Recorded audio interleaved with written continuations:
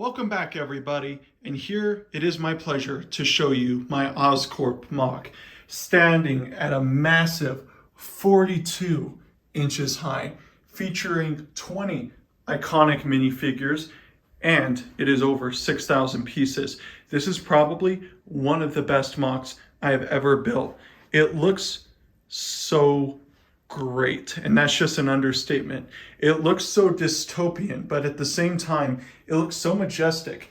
It fits the style of New York City, and that's what I just love about it. Overall, it's just a fantastic build, but it's mainly just pleasing to the eye, I would say. All the little scenes, such as Mysterio popping from the window or Sandman just coming through the concrete, just kind of add up and just give to its overall attention to detail, because this is probably one of those mocks where so much effort was just put into the detail of it. And that's what I really love about it, because overall, this is just a detail-oriented mock. And it's kind of shown through like small little techniques, such as this window technique in which Rhino is charging through it, having the shards of glass fly through, or Mysterio's mist technique. Those things just kind of add up. But what I like about it, one of the things I like most about it, is how each floor is unique in its own right, but it flows so succinctly through the model. You just gotta love it. One of the other inclusions that I really like are the minifigures, such as a vulture swooping down to stop the police officers from charging and shooting at Rhino, to Spiderman and Dr. Octopus getting ready to engage in a fight. It just looks overall so awesome, and I cannot be more pleased with this mock. It took me over a month and a half, and I am so excited to show you all of my work. So let's get into it right now. When I designed this mock, I wanted it to be modular, meaning that I can take each individual floor off the mock to reveal designed interior and reattach it at will. So let me show you a quick time lapse of me assembling the mock.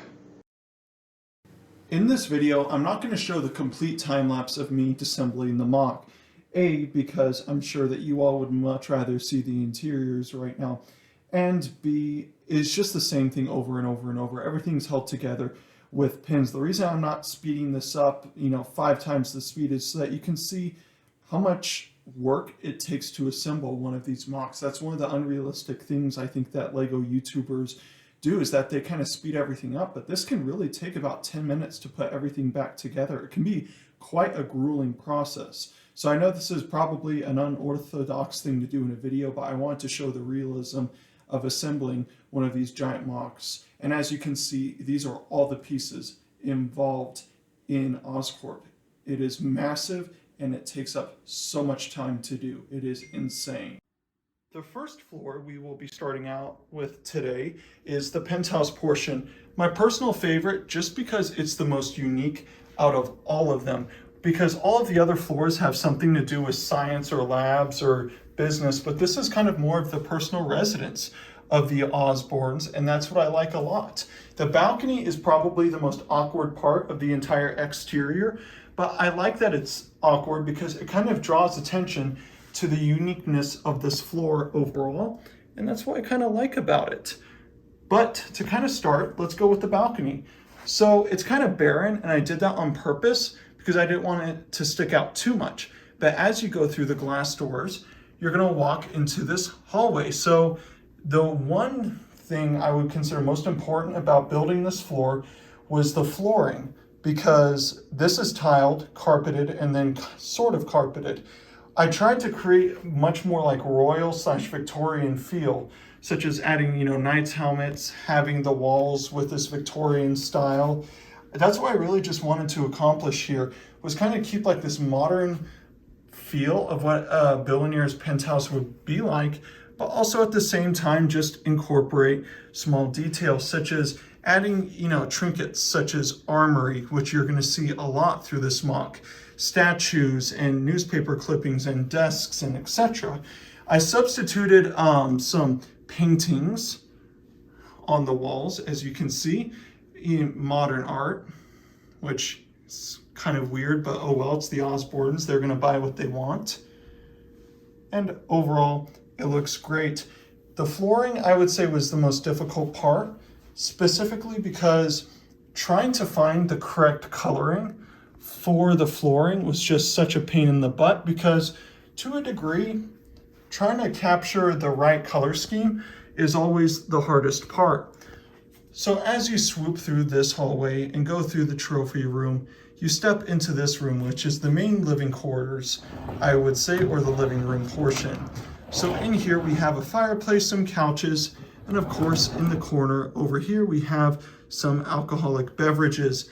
The fireplace is my own design, and I'm pretty proud of it. I would say it sticks out, but it sticks out in a good way. It adds kind of some life to the scene, which I like a whole lot. And then we have my custom Harry Osborn figure, which I adore a whole lot. I think it captures the feel of what Harry Osborn would look like in Lego form. But overall, I think the furniture is really nice, and I would say the entire floor looks fantastic. So let's move on to the next floor. All right, the next floor we have is the Green Goblin's lair. Now, this is probably one of the most necessary parts of the entire mock, because having the Green Goblin's lair is just super iconic. From having his, a specialty Green Goblin suit, as you can see, to the glider, it's just overall super awesome to be able to see. We can start with this portion first. I tried to include a brick wall in the background to just add some more layers to it, because once you step back and see, it kind of, there's this parking lot of space. And while that is shown in the movies where the Green Goblin's lair is full of space, I want to kind of break it up, so I included this wall. And I would say it accomplishes it pretty well. As you flip along this side, you can see the Green Goblin's various trinkets, from a jetpack to a gun to maybe some compass of sorts, all the way down to some of his personal weapons. Then as you flip to this side, there are some cargo crates.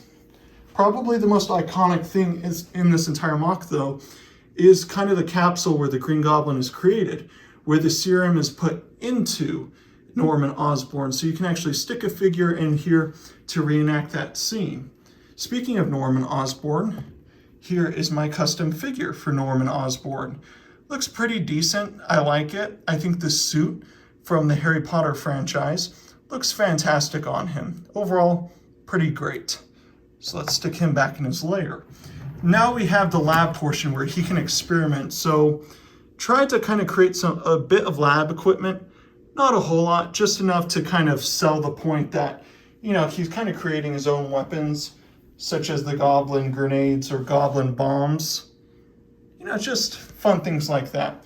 Overall, I love this floor, and I had so much fun with it. Next, we have the lab portion. So overall, I think it looks pretty great. It was probably one of the most challenging parts, just because I had to scour my collection for every good small detailed piece.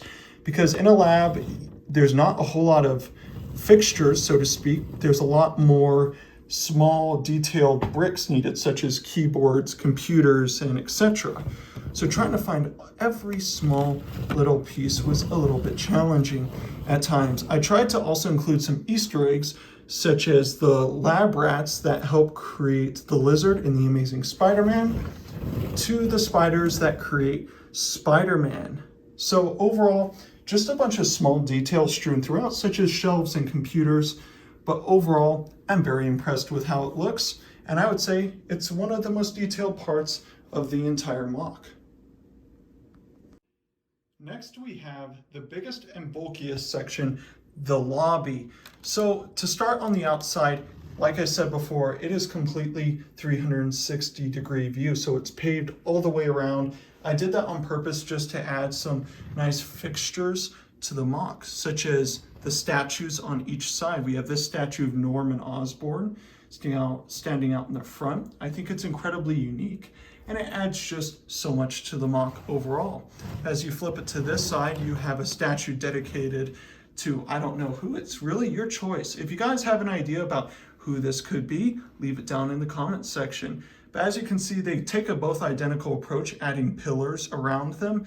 I like the symbolism behind that, and I think it looks pretty great.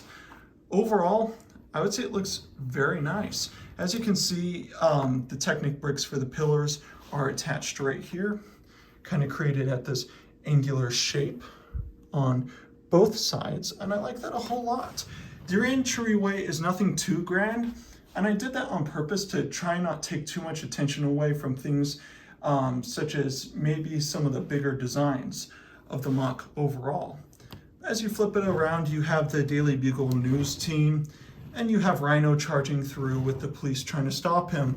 So in the lobby, we have Rhino creating an absolute wreck, getting ready to scare the living daylight, or is scaring the living daylight out of these two poor folks. So as he crashes through, he's inevitably going to destroy this knight statue and just completely demolish the lobby.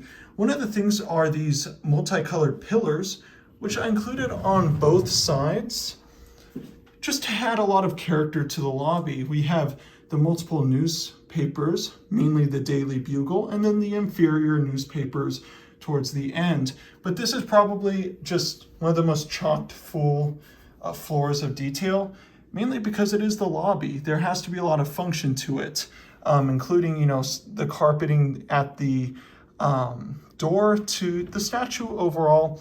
I think it looks fantastic. The Rhino suit is my own design, and I think it looks fantastic.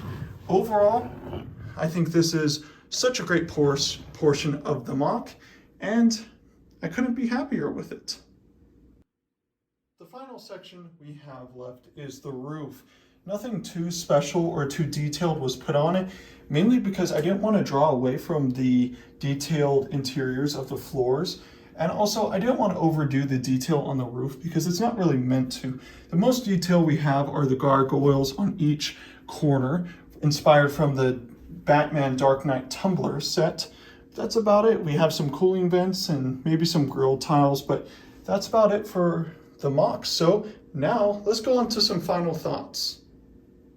So if you made it to the end of this video, I really appreciate your time and interest in my content, but I want to give out a quick reminder that this is MOC 2 out of 3 in celebration of the new Spider-Man No Way Home movie. So if you haven't seen video 1, which is my construction site battle, just visit the link down in the description and it will be there. Also, be sure to like and subscribe, as this is part 2 out of 3 for the MOC series. So you might want to stay tuned for number 3, because number 3 is going to hands down be the best MOC out of all 3 of them. So thank you for watching this video. Please be sure to like, share, and subscribe. And as always, keep on building.